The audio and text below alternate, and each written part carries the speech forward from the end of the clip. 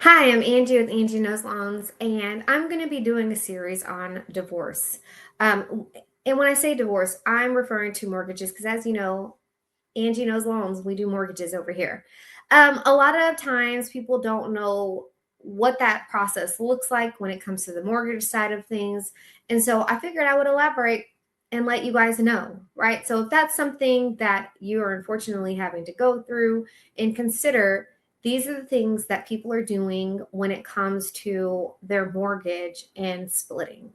So, and what I will say is that this may apply to you even if it's not divorce. It could be that you bought a house with your partner. It could be that you share a house with a sibling and you guys are going your separate ways. These are things to consider when it comes to that. And is you can always sell the property, pay off the mortgage, and move on. But what happens when one person wants to keep the mortgage? What happens when one person wants to keep the house and the other person is going to move out of it? That's why we're here. So, when it comes to keeping the house and taking on the mortgage, now when you refinance, we are going to qualify you with the mortgage, meaning now we have to factor in, can you afford the mortgage alone? So that is something that you'll have to consider. So you'll look at your debt to income, or not you, but have a lender look at it and see if you can refinance the mortgage into your name. And then that way you can keep the house.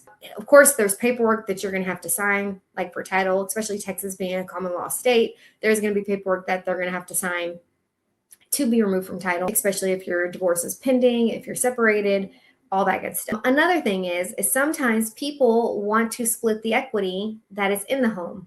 They are separating, and let's say they've been in the house for 15 years.